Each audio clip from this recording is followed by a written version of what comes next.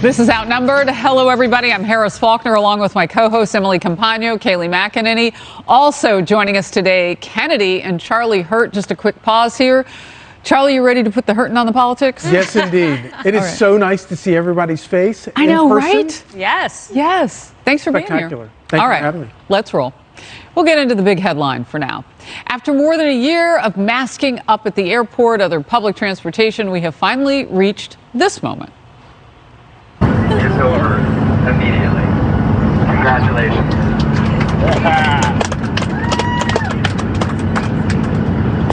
Say that a judge overturned the mask mandate. My company announces at this moment, if you choose to, you may remove your mask. I don't know. That's the reaction I get when the Mountain Dew is free.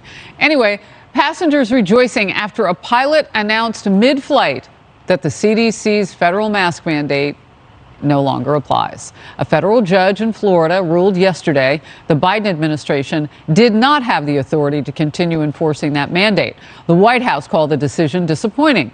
Our own Peter Doocy reminded Press Secretary Jen Psaki that the media have been allowed to go maskless for weeks in her presence. About this mask ruling out of a federal court in Florida, that it's a disappointing decision, and you say you continue to recommend that people wear masks. Why is it that we can sit here in the White House briefing room with no masks, but people can't sit in an airplane cabin with no masks? Well, Peter, I'm not a doctor. These determinations, remember the masking guidance is green, yellow, and red. We are currently in a green zone in Washington, D.C., so they're not recommending it. Kayleigh. Yeah, it reminds me of Define a Woman. I'm not a biologist. That seems to be a favorite of libs these days. She also was asked, is the mask mandate still in effect? To which she replied, I don't know. Okay, well, you're the press secretary. You know how government works. That's a snarky answer. The answer is we respect the opinions of the federal judiciary, including that of a federal judge in Florida, but that's not what she said. Biden administration calling this disappointing. Harris, I was mid-flight last night. Middle of my flight, the flight attendant stands there and says, breaking news, if you want to take off your mask, take off your mask. How about that? There were cheers, there was an eruption, there was joy. So if the Biden administration wants to express disappointment as America collectively cheers, they can try to do that. But I hope Jen Psaki at the podium today fights very hard against this ruling. I hope President Biden does. I hope they show the true autocrats they are, because that's exactly what they are. And also, shame on those talking about this federal judge. I've met her. I've met her at the Federalist Society, spoken to her. She's a smart woman, 4 federal judicial clerkships, worked at Jones Day. Yeah, go ahead, go after her, go after America. We're all celebrating. You probably saw your friend and cohort, Jose Aristimuño, on with me just a little bit ago, and he said what you said. As Democrats, they need to respect what this judge has gone, because if it becomes a political pond, they won't win on this. Jose's a smart guy. Kennedy. People are ready to move on. People in both parties. Politically, this has been a losing issue for the Democrats, but practically, this is the decision we should have been living under for the last year and a half. And people know that. And you touched on this in your last hour. If you are immunocompromised, if it is unsafe for you to come in contact with a variety of microbes, you should be masking. And that is your choice. And people who need to protect themselves, they know enough at this point in the virus that that's what they have to do. But arbitrary mandates, this judge called it capricious, they are an overreach of federal power and a violation of what was intended in the first place, which was an abuse of the word sanitation, which is supposed to refer to sanitizing things and not people. So this is how you get into a federal pickle. I'm glad that this judge put the Although there are some hand washing rules I'd like to put into play, but that was before the pandemic. Watching grown folk walk out of a public restroom doing the pat. Yikes. Emily. The best pickle I ever got into was at the Beta Breakers in San Francisco wearing a tutu, me against a security we have guard. time. I was caught. Go on, please. We got it.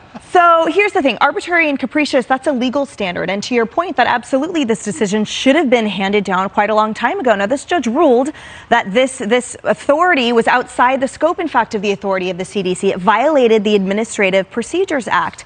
And in addition to being arbitrary and capricious, which basically means that it's not within your scope of authority and it's not based on some type of superseding data that moves that out of the way, it also violated the rulemaking and comment period required before federal rules. Now, there's a procedure set up in this country that we have to respect, and that's why there's so much power vested in the people to vote, right? Because we respect the process, and we respect thus our elected officials to carry that out. So I find it fascinating when Jen Psaki says she's disappointed by this, because as a citizen, as an American, I'm disappointed by our administration acting outside the scope of their authority. I am disappointed every day by this White House abusing their authority, abusing their bloated power, like every other federal agency under this so-called pandemic that has dragged on longer than a zombie. You know, I'm glad you broke it down along those legal terms, because Kayleigh, when you were describing the capriciousness of you can take your mask off now, right? I mean, look at how the science flipped on a flight. Right? I mean, or were they never really paying as much attention to the science? Yeah, I mean, was that really the deciding factor ever for many of those leaders, would be my question. All right, so we're just now learning that if you are on Air Force One and you're headed to New Hampshire with the president today because he's going to do the bipartisan infrastructure to continue promoting the things that the administration says it's done well, if you're on that flight, you have to wear a mask. There's a mask mandate on that flight.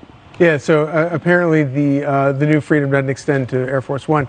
No, I mean, and you know, they can try to dismiss this and belittle this, and Jen Psaki can talk about how disappointed the White House is in all of this. But however disappointed they are in this ruling, they're disappointed in the Constitution, because all of these rules are not just capricious rules. The rules are designed to protect our liberties, and it's supposed to be difficult to take people's liberties away. That's the whole point of the process. That's why we're all on this crazy island together under the same Constitution, is because we want it to be difficult. And so I think it's a great triumph for freedom. And by the way, if you are compromised, if you need to wear a mask or you want to wear a mask, you can still wear a mask. It's choice. And it will provide precisely the protection that a mask provides. Yeah, and you know, Kennedy, what we were discussing last hour on the Faulkner Focus, there are people who were wearing masks before. I mean, you would see the elderly and some who were tender, who can't get a flu vaccine, for instance, or can't get a whole host of things. And wet spittle was maybe something that they want to protect themselves from. And so their doctors may tell them that that's a good idea for them to do that. But this is about choice. And I take this as the same category with everything else the CDC says is a choice. And there's a long list. And I hope and pray that what we don't wind up with is a continuation of the divisions, because the divisions between people that are doing one thing and not doing the other, it's tearing us apart, and it's not good. And so I guess we have to remember to have grace and empathy. We were talking about it a minute ago. For obviously there are going to be people out there who need to wear a mask. Yes.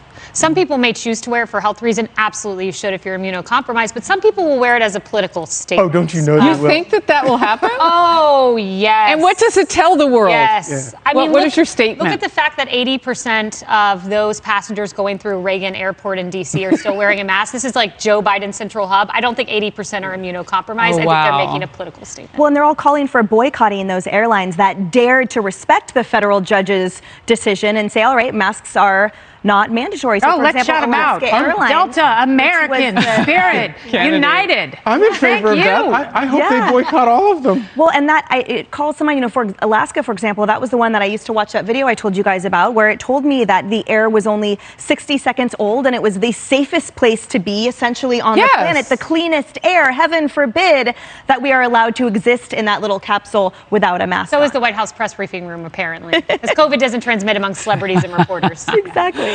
This is so much fun.